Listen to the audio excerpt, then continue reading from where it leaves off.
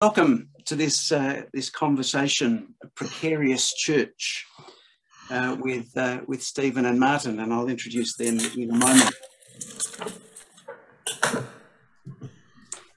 Just before we begin, a couple of housekeeping things and reminders. Firstly, it's really helpful if you remain on mute throughout the session until we get to a point where if you have a question and you're invited to ask your question, then you can unmute yourself to ask the question. Please use the chat down the side of the screen in Zoom. It's a great place to make comments, to ask questions, and it's from the chat that we'll be able to pick up questions for the Q&A towards the end. We are recording the conversation, and so the video should be available in the next couple of days on YouTube, and the link will be sent out to people who've registered. So you'll be able to find that and share that if you want to. We've got about an hour and a bit together. Martyn and Stephen will engage in conversation around a series of topics. I'll try and keep them on track, keep them under control, and then we'll finish with a bit of time for Q&A at the end.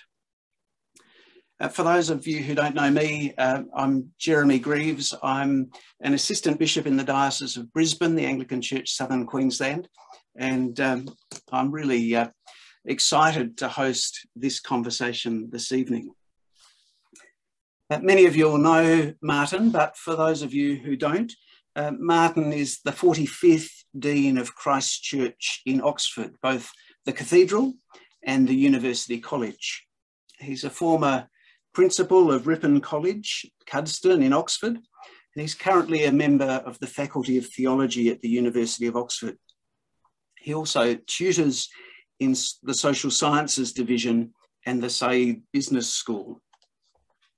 Martyn writes and teaches in contemporary ecclesiology and practical, pastoral and contextual theology. He's written a number of books, including Anglicanism, Confidence, Commitment, Communion, 39 new articles, and The Futures of Anglicanism. He publishes regularly on a blog, a new thing, where you can find all sorts of Martyn's writings, but also publishes regularly on other blog sites like Modern Church. Martyn's married to the theologian Emma Percy, who's chaplain and fellow of Trinity College in Oxford. They have two adult sons and a very energetic dog. Bishop Stephen Pickard is currently an assistant bishop in the Diocese of Canberra-Goulburn. From 1998 to 2006, he was the head of Charles Sturt University's School of Theology. He served as an Anglican bishop in the Archdiocese of Adelaide, visiting fellow at Ripon Theological College, Cuddesdon in Oxford, acting CEO of Anglicare, Canberra-Goulburn, and as a priest in the Canberra parish. He's the author of several books, including Seeking the Church, An Introduction to Ecclesiology, and In Between God, Theology, Community and Discipleship. Stephen was appointed the Executive Director of the Australian Centre for Christianity and Culture in 2013. And Martyn and Stephen know each other well, and I know you'll thoroughly enjoy listening to them think out loud about what it might mean to be a precarious church. Some weeks ago, I asked Martyn and Stephen to think about a pithy title for this conversation. And after a bit of back and forth, we landed on this idea of precarious church. And I was reminded of something that the English writer Kester Bruin wrote a number of years ago. And he said there's a real tension between the temporal and the sense of permanence that sort of runs through much of the way that we do church or understand church. He wrote this, he said, we speak of eternity, of an undying body of Christ, of the constancy of our witness in stone cathedrals. Our unending prayers end with forever and ever, amen. Our song and liturgy hang heavy, invested with hundreds of years of history. And yet, central to our tradition is the story of a man whose ministry lasted but 3 years. And so there seems to be this tension between the safety and security of permanence and the precariousness of something that's quite provisional, as much as we try and pretend otherwise. So rather than safety, precariousness seems to speak of risk, that ocean in which we swim, particularly at this time in the history of humanity. So that might be a good place to begin. So Martyn, perhaps if you could kick us off with a few thoughts about risk and the risks we face and what it might mean to swim in that ocean. Thanks very much, Jeremy, and good to be with Stephen again. And well, from England anyway, good morning to you all, but good evening to you there. It's really good to be with you. So the style of this will be very back and forth, and we're going to try, Stephen and I, to be overlapping and not speaking for too long. So I'm going to jump straight in and actually say the first thing is that this extraordinary title, Precarious Church, which I didn't come up with, reminded me of a really fabulous book written, 50 years ago now, by a Dutch woman called Martyn, called The Precarious Organization. And she was writing about churches. And she said, the trouble that the churches have, and this was 50 years ago, is that the more organized they become, which she said, by the way, is inevitable and is bound to happen and should happen. But the more organized they become, the more distant they become from the public. And the less they behave like an institution, the more that gap opens up. But the trouble is, if you try and live like an institution, you're going to really struggle. The other couple of things I just wanted to say is that I don't know what age you think we live in at the moment, but I think we've got a new emerging age of melancholy. We know that we've got lots of mental health issues and much else besides. But melancholy was first used as a term in the 16th century as a medical term. And it was a diagnosis, and it was given to Swiss mercenaries, who were the most fearsome soldiers really in Europe at the time, who longed for home. Melancholy was the condition of being absent from the place that you belong to and longing to be home. So people used to be sent back to Switzerland for repatriation in order to recover. That's how you got rid of your melancholy. And then this word precarious, because it really is an interesting word. And it's first used in the 1640s. And it's a legal word held through the favour of another. And it's therefore a word about trust. It's fundamentally about what happens when other people start to mistrust either their next step. Looks like a precarious bridge, or that's a precarious piece of apparatus, or that's a precarious body to join. So it's got risk packed in there, hazardous and uncertain. And we get all sorts of interesting English words from this, like deprecate. So if you're going to deprecate something, you're really saying, I absolutely don't trust this at all.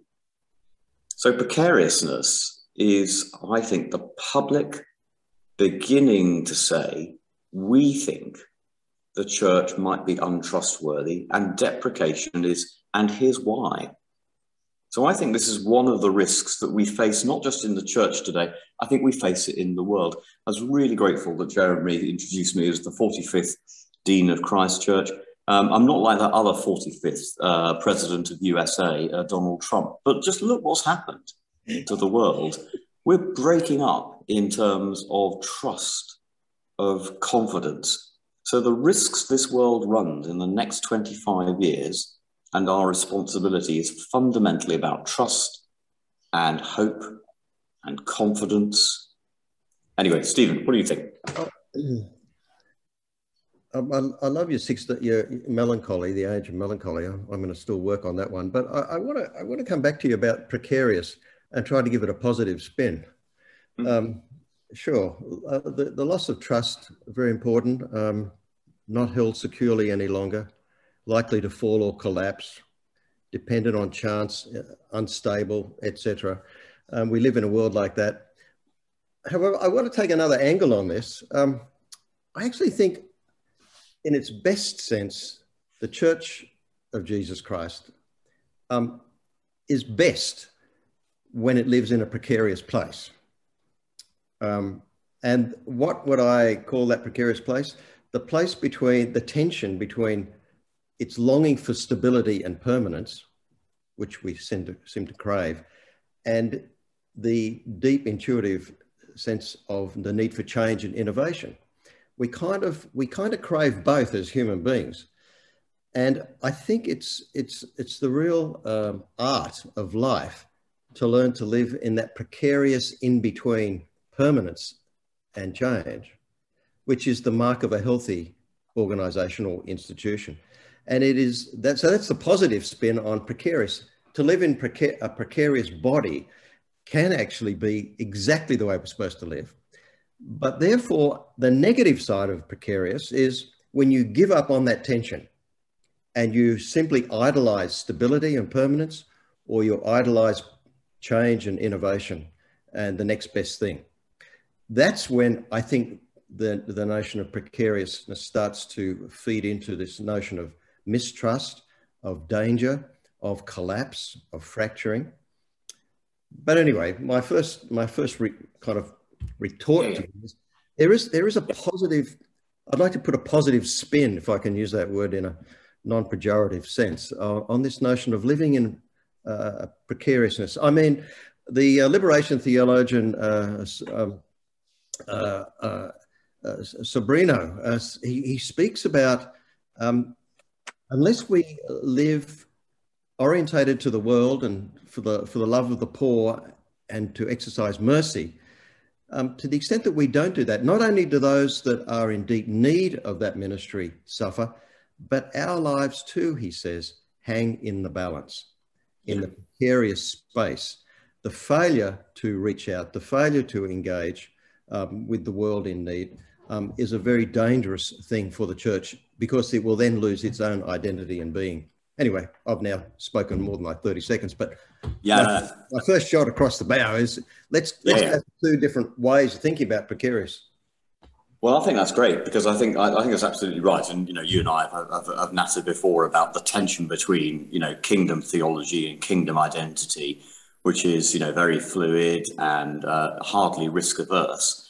If anything, it's you know, very, very comfortable, if that's the right word, with the risk it's got to actually engage with. And then, of course, you know, our church, which is, you know, permanent, stable, you know, unerring, you know, reliable, solid, you know, like a 1950s Ford, really, you know, just keeps going and going and going. And there it is, really.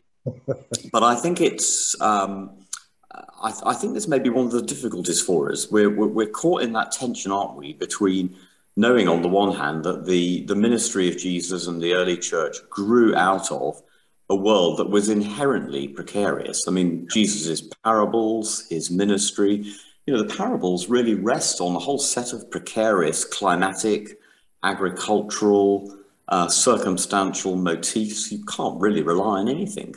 And on the other hand, of course, you know, the church has sort of built itself over a period of time in terms of layers and layers, really. So I think that is the tension that we walk in at the moment.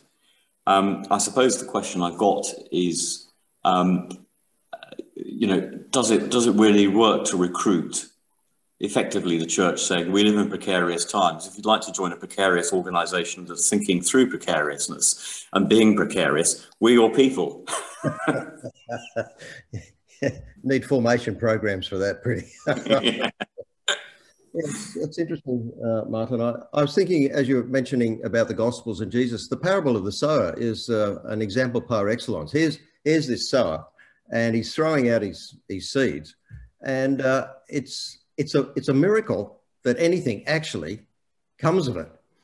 Yep. Total miracle. You know, there's birds of the air, there's rocky ground, and there's hot sun, and a little bit strikes gold, so to speak. I mean, it's a wonderful parable of the surprise that is waiting for us, but it's inherently a precarious activity. Yeah. So it is to be a disciple of Christ. Yeah. So I wonder, you see, whether to sort of split the difference between us and find a nice little Anglican middle way, isn't this about orientation and actually looking back at Jesus and the kingdom, and then looking absolutely firmly at the world and attending to the world? And I think the trouble is we don't look at either of these things. We just actually panic about the house that we're in, the church. Yeah.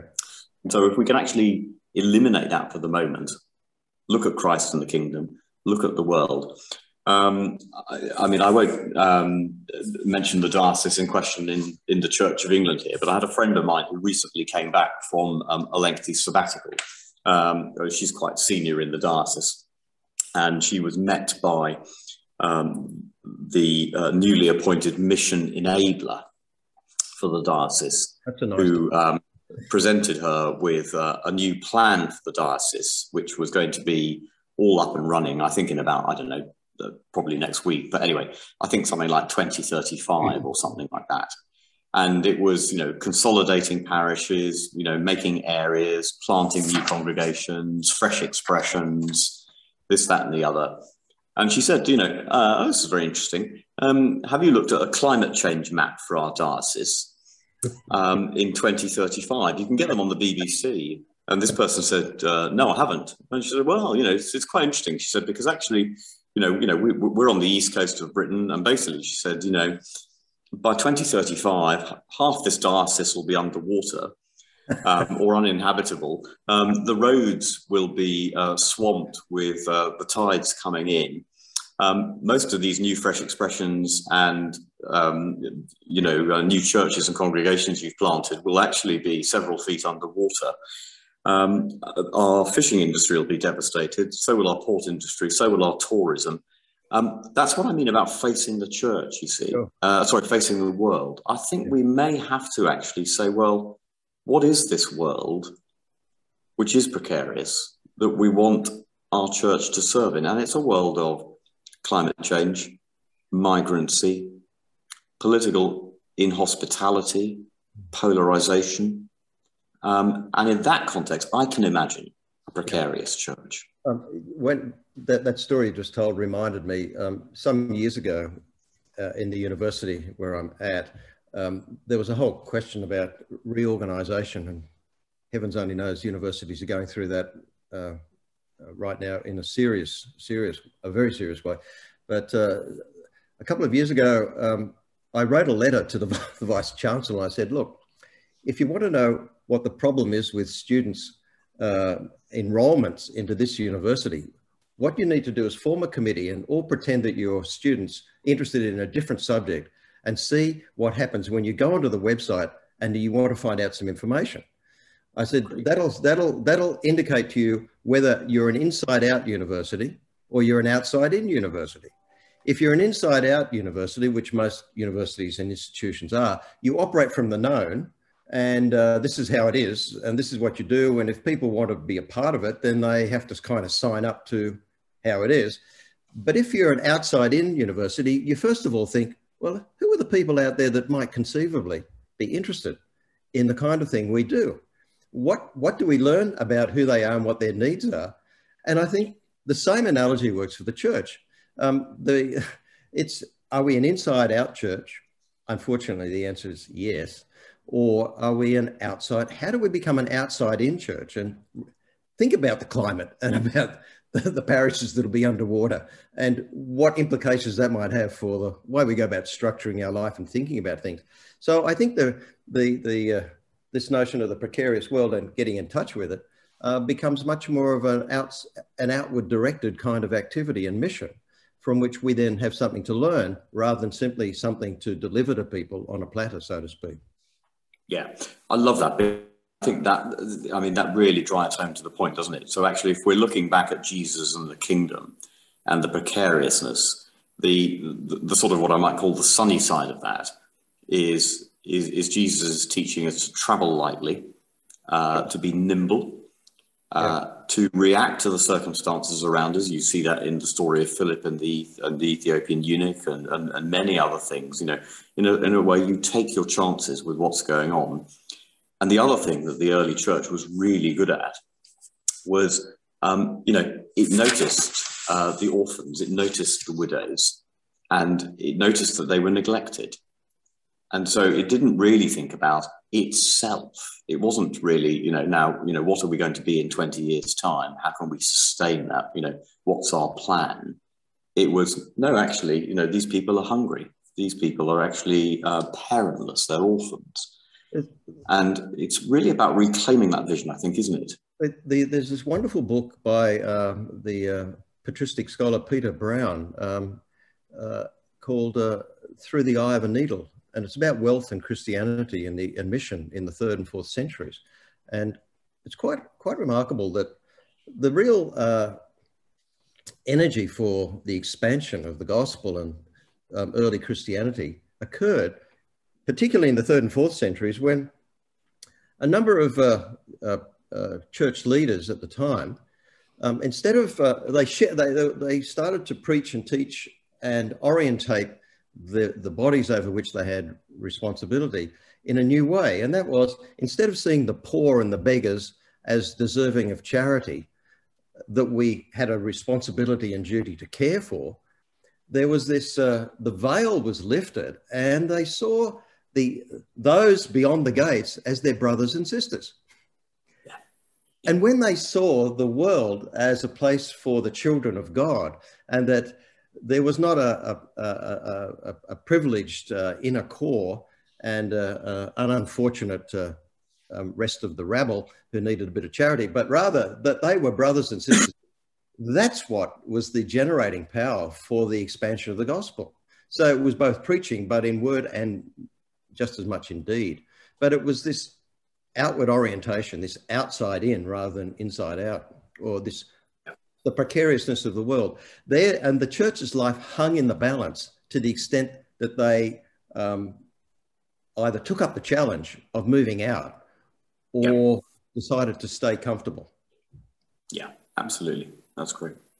I think, I was just going to, just looking at the time and just want to sort of move you along a bit, because there is that sense of, there's that work of noticing and reacting to what's going on. And yet, a bit like that story about the rising sea levels, so much of our response is to notice, but then press on regardless, and that fantastic phrase that you coined, Martyn, about cultural climate change denial, where, there's all this change happening, and yet, we sort of barrel on, this state of denial. Yeah. So I think that, this notion of cultural climate change denial, I think is one of those things that is besetting the church at the moment, because what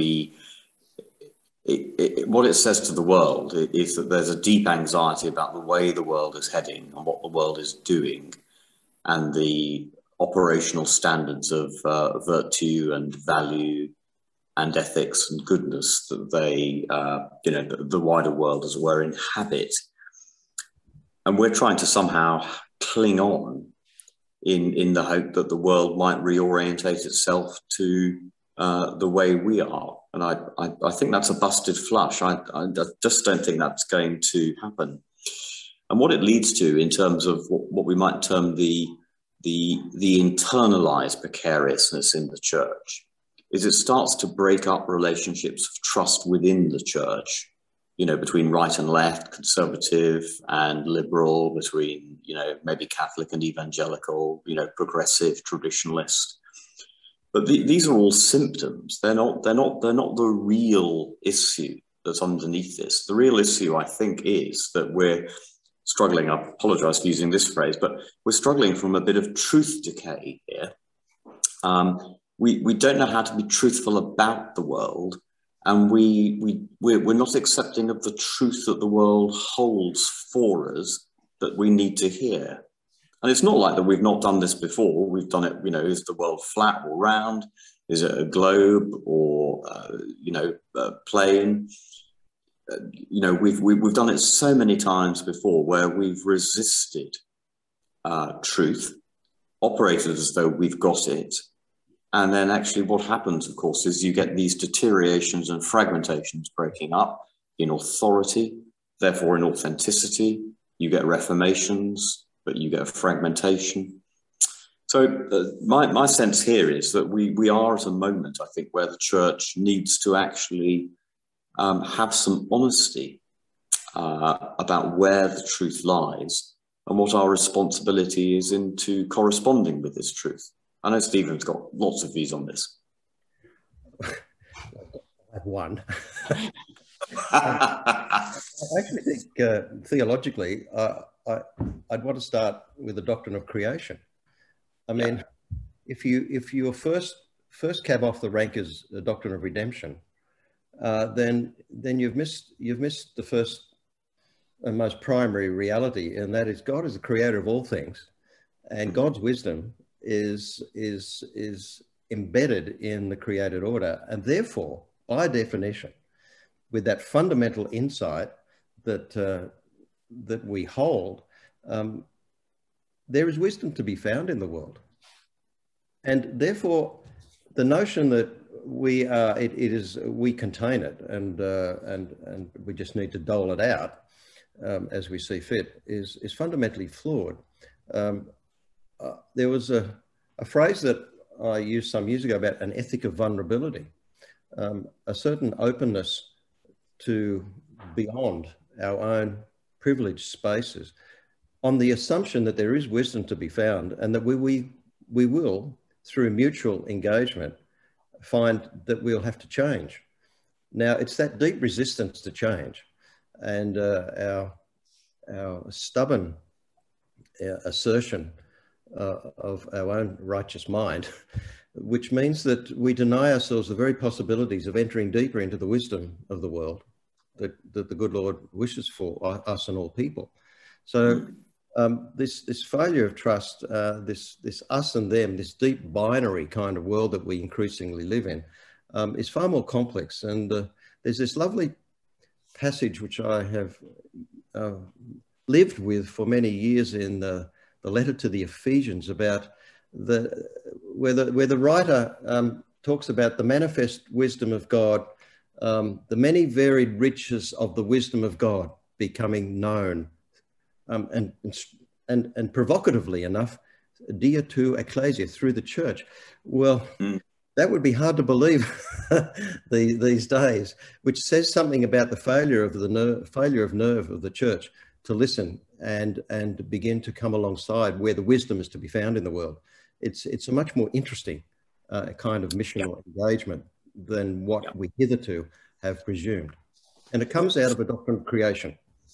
Yeah, and as we're thinking about, you know, emerging precariousness, I mean, I think we have to pause just for a moment. I have no idea what the average age of those who've logged on this morning is, but let's just assume it's a little bit north of 45. But so should we just attend for a moment to Generation Z and millennials, you know, undergraduates here in Oxford who've joined this year in October, were born after 9/11. They've never known a world where there's no social media. They've never known a world in which, you know, they can't use computers and mobile phones and so forth. Now, the vast majority of those young people overwhelmingly, you know, I'd say north of 90%, have no issues with people of different sexualities. In fact, you know, they're much more concerned about transgender. They've got no issues about their friends being Muslim, Hindu, Buddhist, spiritual, or nothing really. They're actually likely to react quite badly to the suggestion that these people need changing and they need to be drawn into an entirely different framework of belief in which they lose their social and human and cultural moorings. And, you know, this isn't I'm not being anti-evangelistic here. I mean, I'm very pro-evangelism, but I just want to sort of put a marker down here and say, you know, this is looking very, very different now in the 21st century, because what's on their cultural and moral horizon is, how do you respect difference? How do you work with people who are not like you? The whole world, actually, in terms of cultural climate change, is developing very, very fast. Yeah. And we've actually got, I think, still a generation of Christian leaders who think that somehow the old mission action plans from the 1950s, you know, might still be useful.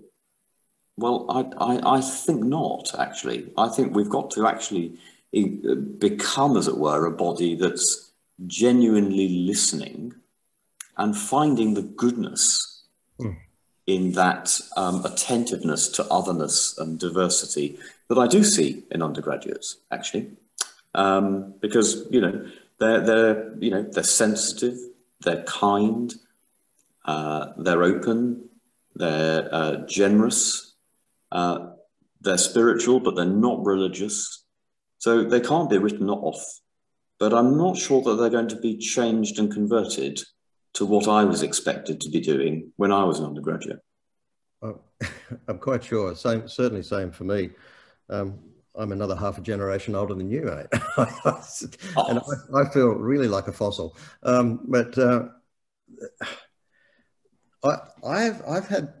agree with what you're saying. I mean, I think of my children, and the world that their children are growing up in is radically different from mine, and they're deeply cynical of current institutional arrangements for the way society operates. But I had an interesting conversation with one of members of my family from that generation not so long ago. They said that they were very much involved in the whole activism issues to do with climate and refugees and asylum seekers on Facebook and social media, and now it's developed even more, and Facebook's a bit of passé, I think. But they said, what I really want, though, is to actually not simply meet people on social media. I would like to engage with them face to face. I need community. I need people that I trust, that I want to be with, to share my thoughts. And I found this absolutely fascinating from this younger generation, are very bright, very creative, very keen to give a wide berth to current institutional arrangements, but deeply needful and recognizing their need for genuine, good quality relationships and networks. And so there's some things that they won't give up on, and there are other things that they will. And somehow or other, the church and its leadership need to get on board with this. And it gets back to this, it kind of dovetails really nicely into your opening comments about trust. And how do we build trust and resilience in our society? Well, at least minimally, we should begin with that work in the body of Christ. But sometimes I despair about that possibility. Yeah. Me too, to coin a phrase. I mean, I think that actually one of the things that's kind of going on at the moment, I think in the first quarter of this century, is that, it's not a secular age. Actually, it's been a huge disappointment to some sociologists of religion that the 21st century is turning out to be a remarkably religious and spiritual age at the moment. Oh. But it's not one that the church has recognized. in terms of its leadership, because it's not on their terms, and I don't think it's likely to become so either. So the precariousness of the church is trying to hang on to its, as it were, its shell, its old identity. What's happening, as I observe in younger people, is a real thirst for activism that's food banks, credit unions, climate change, migrants, refugees, and so forth. And we are seeing, really early signs of this. The writer Robert Jones, who's an American commentator on racism in the church, has pointed out that, evangelicals under Trump, white evangelicals, as a Christian group under Trump, voted 80% for him.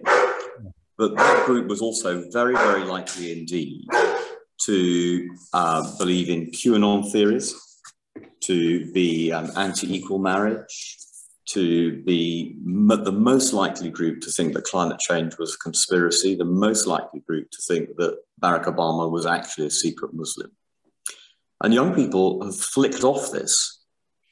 And for the first time in in fact, over 100 years, Robert P. Jones recognizes that mainline denominations, Baptists, Methodists, Presbyterians, and Episcopalians, are actually polling better than their white evangelicals. Now, it's not by much, and actually, as he says, they're both declining still, but what's happened is that they've changed places.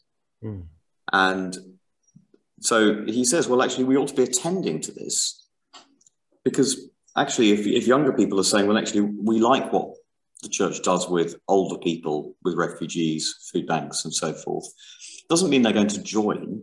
No. It doesn't mean they're going to become ardent fans of our liturgies and our hymns. But they are actually signing up. It's your point about community. They want to do something face to face. They want to roll their sleeves up, and they don't mind if that's with the church. One of the members of my family said not so long ago that having been on an interesting journey, to say the least, in relationships and the life and world, they realised, coming back, that they found the missing part of the jigsaw puzzle in their life, and they knew that it was absolutely fundamental for them to find some dimension of their life which was open to the transcendent and the spiritual. Now, this is not simply their own predilection. It actually goes through much of the younger generations, that there is a search for it and there's a deep hunger. Interestingly, this same person said that they found that most satisfyingly fulfilled and touched in a much more what I would say is kind of a more Catholic kind of the divine drama and liturgy than other people might find that problematic. But for this young person, there was something of the sensate experience of being together, but being orientated through the kind of the stuff of the media of, I don't mean media in the sense of the social media, but the media through which things happen in a particular way, in some, what we would call maybe traditional worship, but it was quite compelling.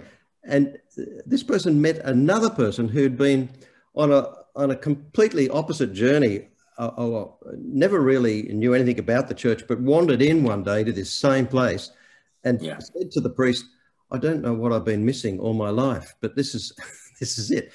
There's something about the way we are together and how we use the stuff that God has given us to orientate the human spirit beyond itself that is one of the deepest riches of the Christian tradition, which we have often blindly or just taken for granted.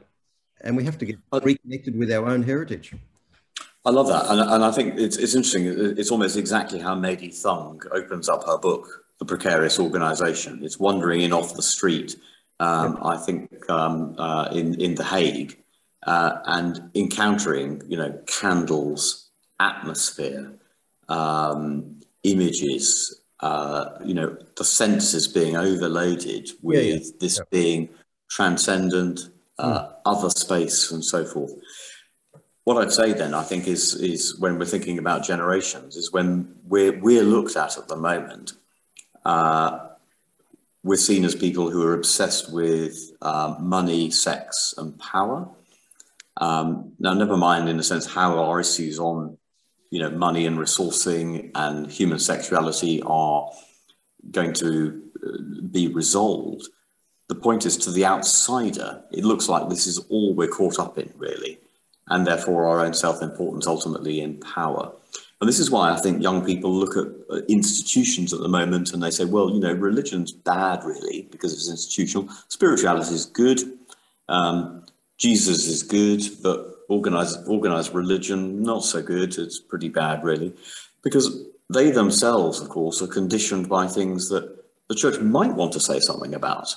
Individualism, pragmatism, consumerism.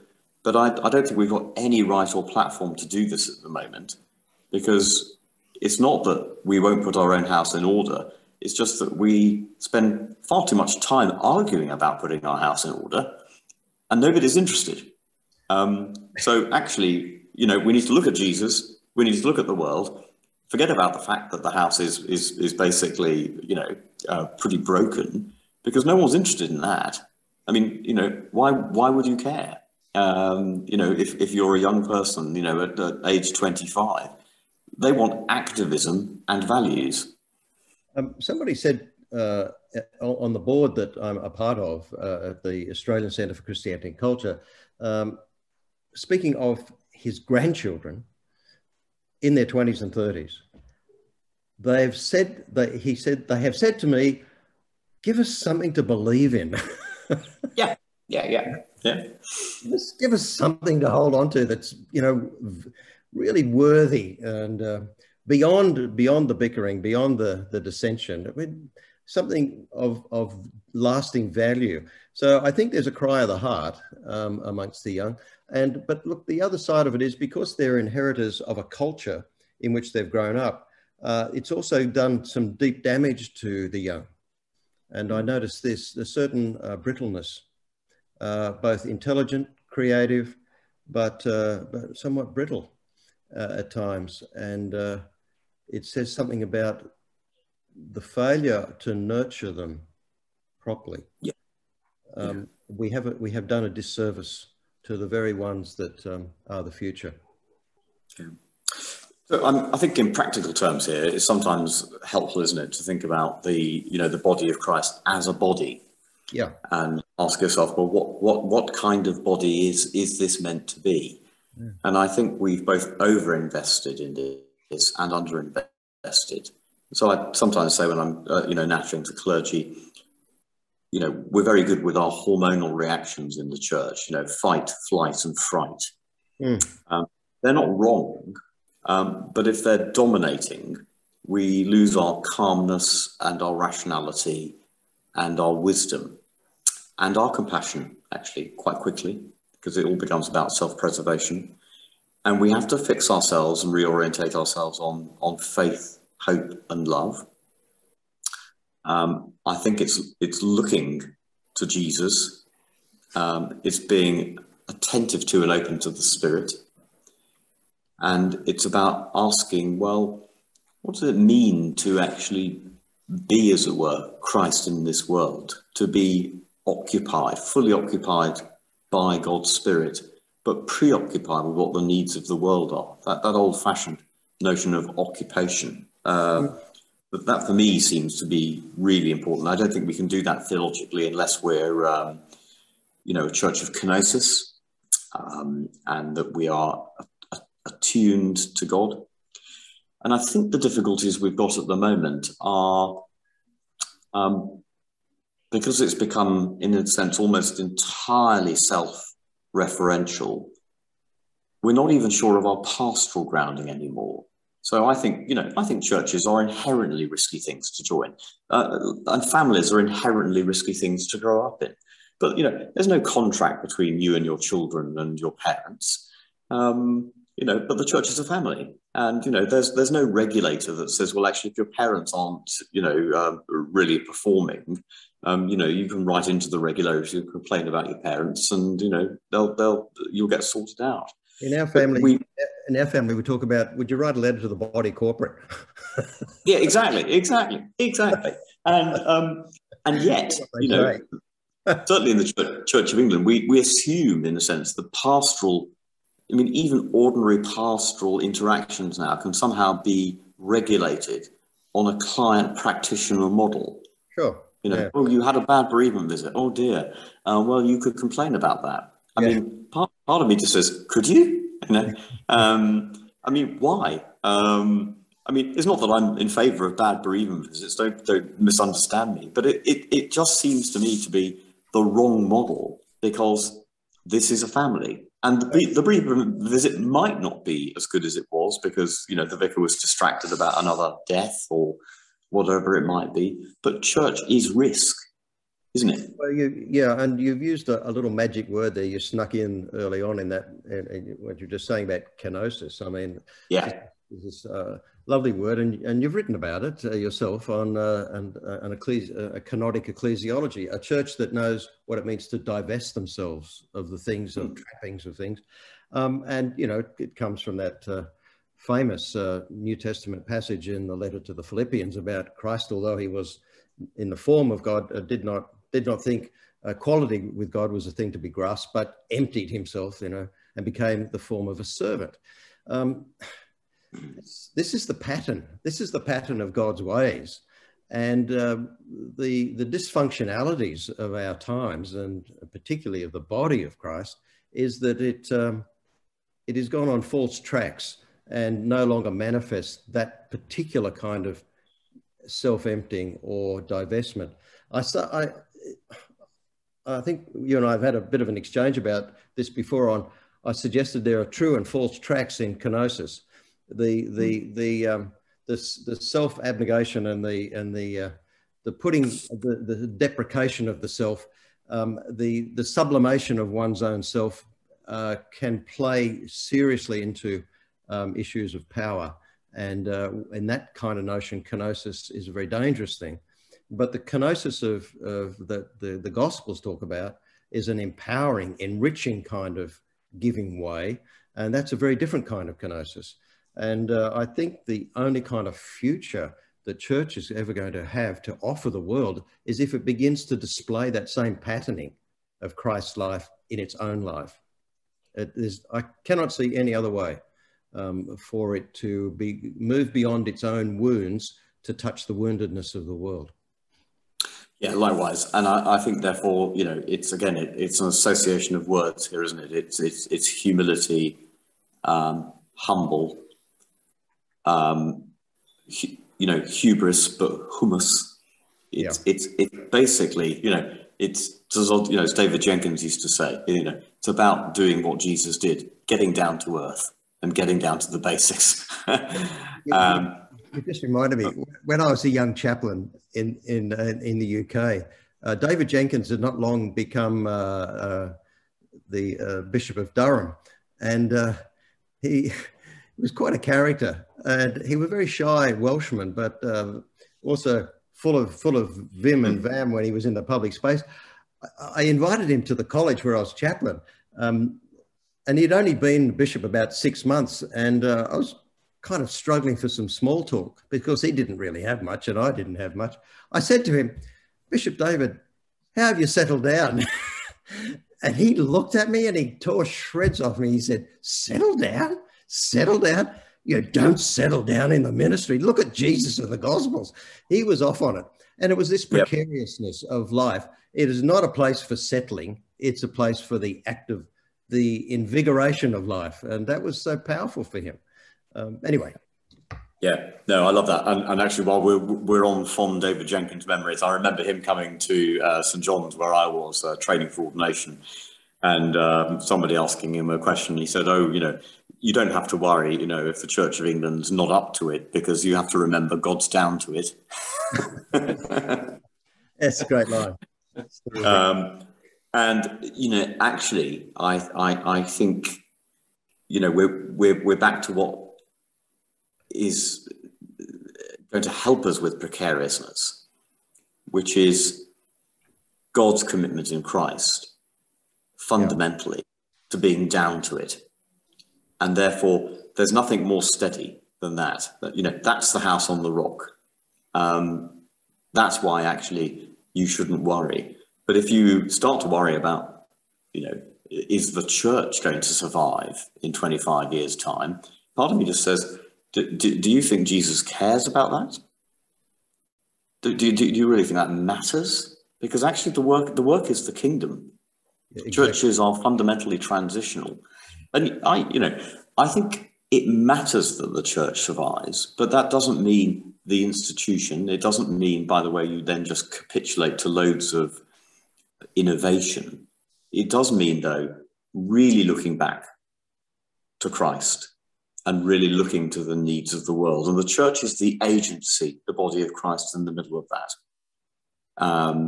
Occupied with the world, occupied with God. There's nothing else, is there? I remember a colleague of mine once wrote a very significant thesis, but he drew upon a 17th century English divine, William Chillingworth, who probably nobody has heard of really, but anyway, for Chillingworth, Christ was the bright morning star of the world. And he appealed to this beautiful, rich image, which had cosmic kind of sensibilities about it, as well as bring light to the personal life and the life of society. And I do think that that's where the healing is, looking to the light and the bright morning star. So easy to lose the joy of the gospel in a place of suffering. But the irony is that those that have suffered most are often those that from the depths of their pain have found some of the most abiding and deepest joys to pass on. The church, in a sense, needs to take a leaf out of that and realize that it's out of its wounds that its own healing is possible, but not at the expense of the world any longer. It can't be like that. But the healing can emerge from the wounds, and that's where the light of Christ shines, and that's where the ointment is. And when it grasps that that's the secret of its own life, then it can begin to even see other lives and other places and beyond its own borders in a different way. The bright morning star of Christ shines over the world, not just over the church. You know? And healing and hope, it's not a bad place to land. We've covered some terrain, and that bright morning star that offers healing and hope is a pretty good place to land. There's a number of questions that have come up during the conversation, and just to have a look at two or three of them in the minutes we've got left. Suzanne Grimmett, I wondered, you had a question about the untruths that we might be telling. Do you want to unmute and ask your question? I'm just cooking dinner, so welcome to my kitchen, everyone. The joys of Zoom. What was my question? Let me find my question. I was intrigued by the idea of truths, and the truths that we're not telling as being that fundamental layer of what was causing some dysfunction, and what are the truths what are the untruths we are telling, or what truths, apart from the seas overwhelming our fresh expressions, are we pathologically avoiding about the church itself? Thanks, Suzanne. Stephen or Martyn, who wants to have a... I'd love to know what you're having for dinner, but anyway, I mean, let me just say, behind my notion of truth decay is a prior problem, which is reputation management. And I think once we start putting reputation management ahead of transparency, accountability, fairness, justice, we're in trouble. Yeah. And I see lots of organizational thinking at the moment that says, the church is somewhere, in the world of the media and social media and in the public domain. It has to look after the way it is perceived, and therefore, and I just think this really needs fundamentally challenging at the moment, because if we're concerned with our public relations and our reputation management, we really have lost the plot. We have nothing to sell, and we're not agents for recruiting. We're actually here to do God's business, whether people join us or not, whether it's popular or not, whether it's liked or not. And that's where we start. Martyn, can I just pick up on that too? When you talk about reputation and management as driving so much of our activity and rhetoric, underneath that for me, a question that I've begun to formulate over the last few years is, who, in terms of a church leader, who will they sacrifice? Or what will the church sacrifice? What will be put on the altar to appease something or other? So I see this zeal for reputational management as a form of false sacrifice. Yeah, it's putting things on the altar which are usually broken people already. It's always interesting for me now to try to reflectively ask, who will they sacrifice? Who benefits from that action? This so-called sacrificial action. It's in danger of turning the gospel on its head when the sacrifices that we offer up to protect reputation and self-preservation generate the very antithesis of the way of Jesus. Yeah, that's right. And of course, for emerging generations, it doesn't work, because they look at the reputation and they say, well, you can't manage it anyway. Just, in a sense, you're still unattractive. So fundamentally, we're hoisted by our own petard here. Yeah. So I think this is about getting back to saying, well, actually, what's the purpose of this body? Who's it for? It's not for us. I mean, if church can't be, it has to be for others. And once you start pursuing that line a little bit more, Jesus is for others. He's not copyrighted. He's not possessed by religious people. He's for others.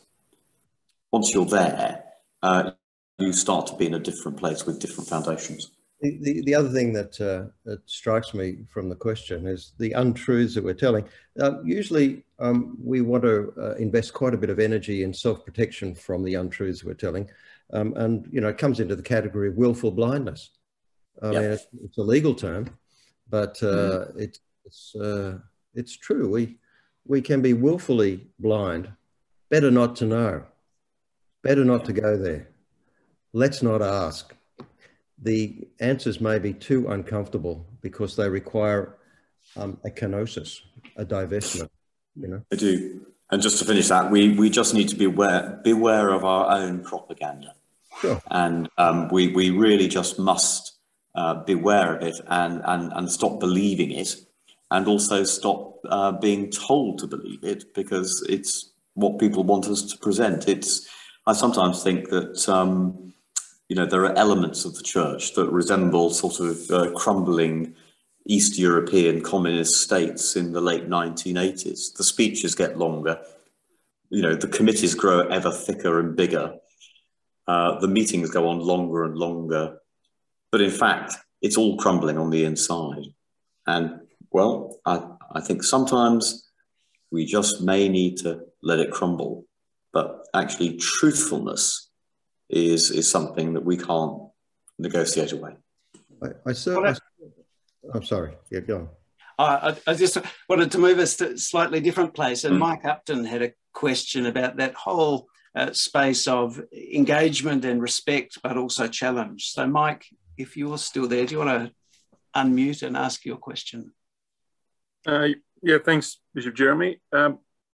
you spoke, I can't remember which one of you spoke earlier on about the world that our children are growing up in is very different to that of ours. And that's very true.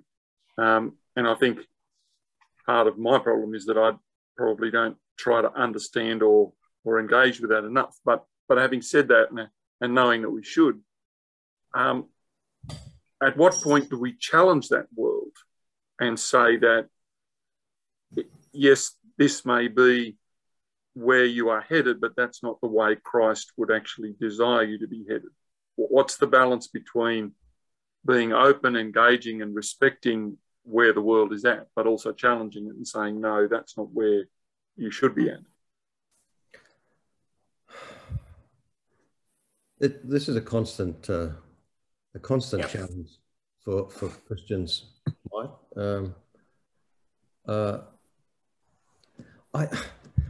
I cannot, I mean, if it's a censorious kind of no, that's wrong, this is right, you get nowhere. We know that's true because we know that doesn't work in families.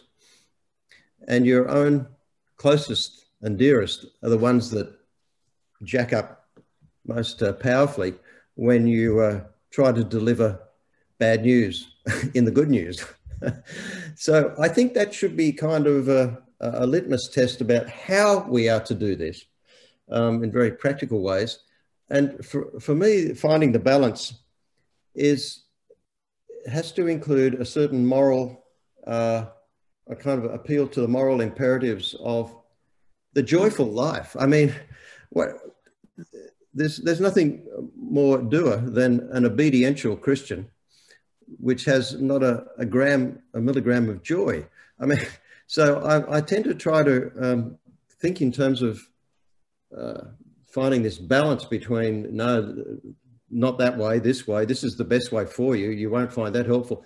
It has to be actually embedded and exemplified in a joyful existence, which is attractive.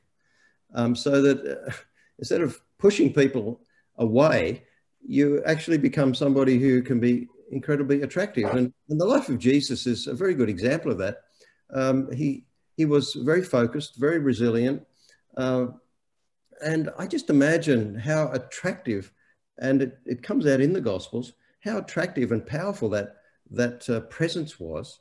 But there were moments, of course, when he was, the very tough love, so to speak. Yeah. I like to kind of think, 3 pluses for 1 negative. Yeah, great. Yeah, and I think the heart of this may, lie in the church being honest about what it needs to accommodate and what it needs to resist. So Stephen talked about moral imperatives here. Well, there are moral fundaments that one resists, and I think this works its way through the New Testament. It works its way through parts of the Old, and certainly in the ministry of Jesus. There are some things to be resisted, and no question. Parables about the Good Samaritan are parables inviting us into a world of moral imperative. This is what you do to somebody who's in distress. You help them. You don't obey a law that says you don't because they're a Samaritan, or they're some other undesirable, or they can't be touched. But sometimes the accommodation, of course, takes us into that sort of thick and rather sticky area that the church is not so good at. What do we do about gender justice? What do we do about human sexuality? What do we do about these other areas? And that's where I think the church has to actually work out what its moral imperatives are, what it can accommodate, what it should accommodate, and the extent to which that's going to be terminal either way. We all know that the church, in America, in the mid-19th century, had a poor record on slave ownership. It split. There was a civil war. And, you had Episcopalians who were at war with one another on the business of human identity and justice and ethnicity. We can't really conceive of that now, but it was there at the time. But I don't think anybody would look back on this or that war and say, well, you know, there were two integrities and, you know, the church managed to hold them together and it was a successful experiment. The reality is in the Episcopal Church in the USA in the 19th century is it wasn't a successful experiment. It was a disaster. And it set the Episcopalian Church in the South back by a century. So sometimes you just have to say what it is, actually, that, you know, slave ownership is a moral imperative that we wish to say something about.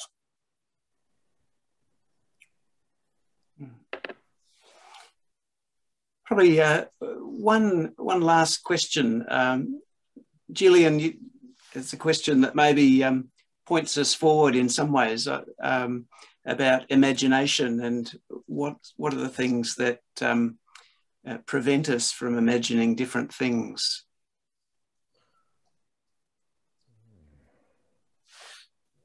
Gillian, you still there? Gillian's question was about flexibility and risk-taking. How can we do that stuff while we're so wedded to buildings and structures, you know, our plant? How much do those things trap us and so discourage us from imagining different ways of being? I'll have a first stab. And Martyn, go on, Stephen. Yeah.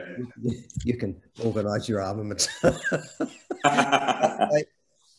My line on this, Gillian, and Jeremy knows it, and I've mentioned it in places, is this lovely, I found helpful distinction between energy and structure. People intuitively know where they get their energy from, whether it's walking, music, food, good company, you know, sport. I mean, the energetics of our life, the dynamisms of our life that release us and become the centers of imagination and creativity. That's one thing. But if we intuitively know where our energies come from, and Eucharistic life is spiritually one of the deep sources liturgically of our energetics. Here in these symbols of bread and wine and word, heard, are food for the human life in community. So we intuitively know about where our energies are in our creativities and imagination. But if that's the case, why do we spend 90% of our life looking about structures and trying to figure them out and then renew them and new action plans for a new structure? We got the balance all out of whack. And when it's 90% structurally driven, you've got very little energy left for mission and creativity and imagination. And so there is a fundamental systemic problem for both society. Our political life is a classic example of this, and so is the church, where we've got the balance between energy and structure completely out of whack.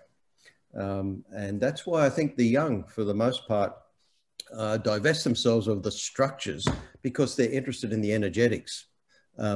Whether they're healthy for them or not is something that is a really important issue right now.